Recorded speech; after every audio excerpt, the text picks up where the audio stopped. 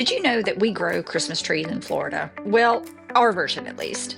A Florida Christmas tree is a palm tree that's all decked out for the holidays with lights and ornaments. But my version is made with a fence picket and cut glass. So come along and see how I made these and how you can too.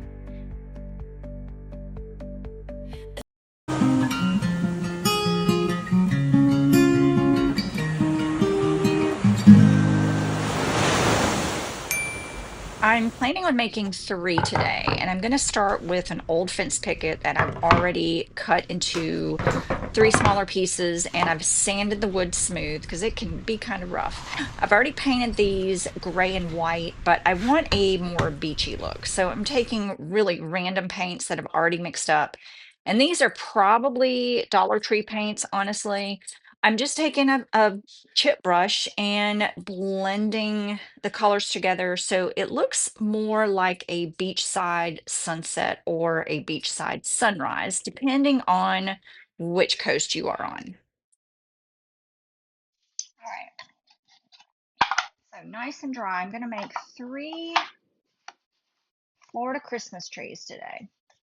I'm going to use pieces of driftwood that I've gathered from the beach, and I just kind of put it where I like it. This one is a little bit big and knobby, but it's just so flippin' cool.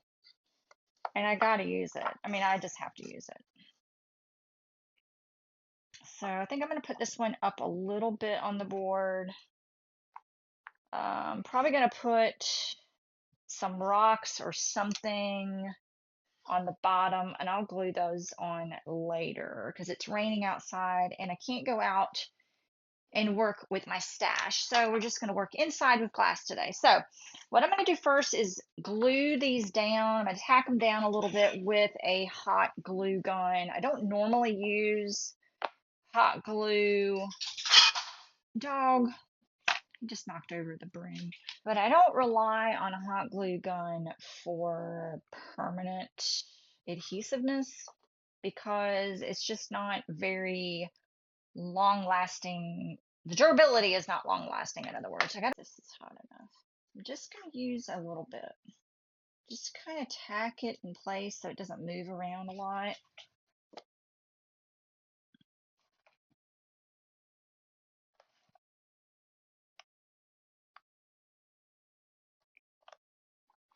Like that. This one's going to be weird. I don't know about this one. Yeah, I think this one's not going to work. So I've got this other piece, and that should be fine. We're going to put some resin on that to hold it in place more permanently. And I'm going to use my wheeled nippers, and I may already have some glass already cut. So the shape that I'm looking for is like this. It's from the curved part of the bottle. So like this is a part of the bottom of the bottle. So here is the base of a bottle that I've already cut. I've cut the top off and I've cut the bottom off because when I'm crushing my glass, I don't like to crush the whole bottle because the glass is so thick at the top and the bottom, and I use the bottoms a lot. I'm just going to try to cut some pieces like that so that are really, really curved. So we're going for that arch, okay? And I'm just gonna be careful if you're not wearing gloves. So that one did not break well, but I could probably use it.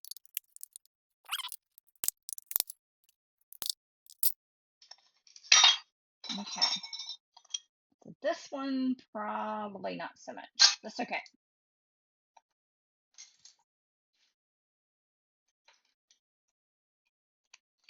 This nipper is wanting to get really loose. Let me tighten it up. These need to be tightened up every once in a while with an Allen wrench. And I'm going to go ahead and wear gloves so I can be a good example. And so working on the long piece of the glass. So on the curve, I'm going to cut along the curve. That could be a short branch.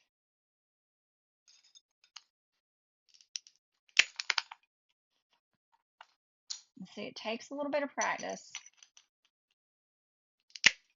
Like that. This is a good branch.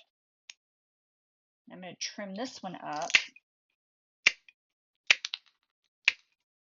And we can use this as a branch. So see how it curves naturally, just like a palm tree. And then these smaller pieces can be used along. So this would be like the base of the frond, and the smaller pieces are along that. Like this one. Let's see if we can cut this one. Like that.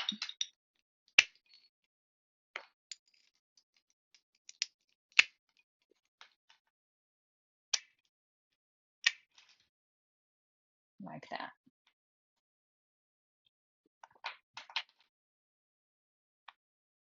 These little bits, I'm not worried about. They're going to go into the bucket to use somewhere else.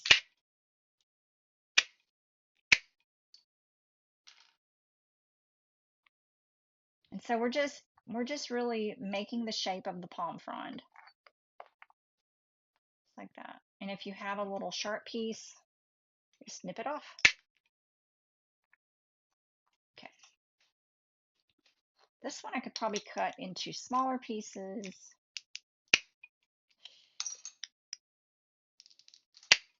Like I said, it does take practice. Oh my goodness. Sometimes I want to curse at it. That's a good straight piece. Might save that one. It's been almost a year since I have cut glass this way, so I'm a little bit out of practice. It did take a few tries before I had found my groove again, and I found that angling the nippers inward towards my hand and then making the cut helps to form those longer pieces that I need. I think I have enough for one. And so I'm going to take the longest pieces, and those are going to be the base. So the base of my palm fronds. Okay. And then the smaller pieces are just going to flesh it out, because a palm frond has, little offlier branches. Just fiddle with the shape until you're happy with it. It doesn't have to be perfect. So I like that general shape, but and again, I'm going to use my hot glue gun to tack the pieces of glass in place. I like doing this because you can see the glass gets really slippery. This is just to hold my glass where I want it. I'm only using the hot glue just to hold the glass in place because it is really, really slippery. Once I have the general shape, I take the smaller pieces and I kind of flesh out the larger palm frond so it looks more full. So I'm going to be resining this whole piece later, but the hot glue keeps that slippery glass in place for sure. Here is another one, and I'm going to try to cut this one. There we go. Maybe that'll work better. For this next tree, I'm going to try something a little bit different to get longer pieces, and it worked really, really well. I'm having to trim some of the sharper angles with the nippers because none of the cuts are going to be perfect the first time, and that's okay. If you mess up, just cut another piece. There's no waste. Pieces that don't work for the palm tree are just going to get put back in the bucket, and I'm going to use them for other projects. Trust me, there is no waste in this process. I really love coming up with the design of the palm tree, and these longer pieces are really working out really well. I can use one long piece for the base of the frond, like the spine of the frond, and then flesh it out with the smaller pieces. They really do look like the heavy and full palm fronds that have been through a few storms and sway wherever the wind takes them. Okay, that's good for that one. I probably have enough cut for this one too. And I did have just enough cut glass for a third palm tree. Let's get rid of these pesky glue strings. You know those pesky spider web-like strings that you always get when you use a hot glue gun? They will melt away almost instantly with a heat gun or a hair dryer. Beach area. It's not going to really be a beach, but it's just got this piece of hagstone from the beach, holy stone. I guess it's just maybe coral or rock, but the rock that's been just slowly eroded away by these worms that burrow into the rock. All right, this one,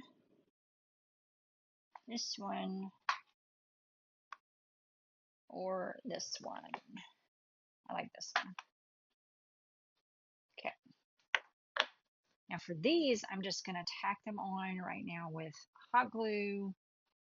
Now that I have the palm trees done, it is time to turn them into Florida Christmas trees, and we do this with ornaments. Now, I have a huge stash of miniature ornaments and doodads that I've collected slash hoarded over the years, and don't judge me because you probably have a hoard too. Most of these are from Dollar Tree. I didn't want to use anything that was too big, so I landed on these smaller crab apples and mini jingle bells, and I used UV resin to attach them instead of hot glue. But you could probably use hot glue or craft glue too if you wanted to. I will be finishing off later with a top coat of regular resin, and that's going to add a really nice shine and secure everything a little bit more permanently. Now I'm using a few red and silver beads from my bead stash to just kind of fill out some of the blank areas. When you work with UV resin, you need a UV resin curing lamp because that's how UV resin is cured. I am using the Let's Resin UV resin curing flashlight. It's really handy, really portable, and I really like using it. For the second tree, I wanted to add small red seed beads to the branches. I was really struggling with how to do this. So what I tried is messy, but it works. I spread some UV resin along the top edge of the glass and then dipped it in the red beads that I put in a small plastic dish. I had to work fast to get it under the UV light, but I still had a lot of drips and a lot of beads to fall off back into the plastic dish. And this made the beads clump together, and I got really frustrated with it. So instead of doing all the branches this way, I decided to just rearrange them and spread the red beaded ones out. I guess they don't all have to have red beads, but I am thinking of a better way to do this because I really like the way they look. So to finish off the branches, I took my bead stash and just picked out a few really colorful ones and just, added them where I didn't have red beads. I've done this look before and I really like it. They look like the big, colored Christmas lights.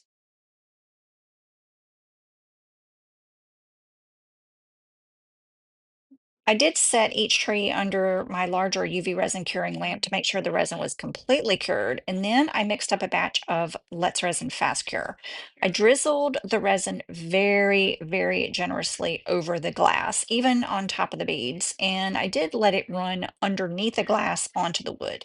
Now, this is not a coating resin, and you could get something called fish eyes if your resin pour is too thin, if your resin layer is too thin. Now, fish eyes happen when the surface repels the resin, forming like little divots in the surface or fish eyes. But when your pour is thicker, like I'm doing here, you are less likely to get those fish eyes. Then, of course, I had to add just a couple of turtles because this is a Florida Christmas tree after all. And here is what they look like when they're all finished. I did add a sawtooth hanger on the back so they can hang on the wall or they can sit on a shelf just like this. And you do notice I did get a couple of fish eyes. Honestly, I am not worried about that at all. I'm really happy with the shine. I really love these.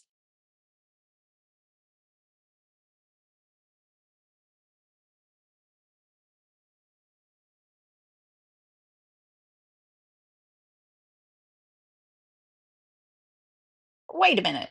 Didn't I make three trees? Yep, I sure did. But this one definitely didn't turn out anything like I wanted. I was trying to add a string of battery operated LED lights. But do you know how aggravating these are to work with? They come in these teeny tiny little plastic bags, and you think it's going to be like a small strand of 12 inches. Oh no. By the time you unwind it, it is 6 feet long. Yes, 6 feet. I definitely need to come up with a better plan for this. I know I can do it. I just need to think on it a little bit. I ended up scrapping this whole thing, but the wood is still good after a little bit of sanding. So this is not exactly what I wanted, but if you've been watching my channel for a while, you know I am not a quitter and I'm always going to show you the bad with the good. So I've decided I'm going to turn this one into a more traditional Christmas tree. So watch for that video in the next few days. All right, make it a crafty day, friends. Bye.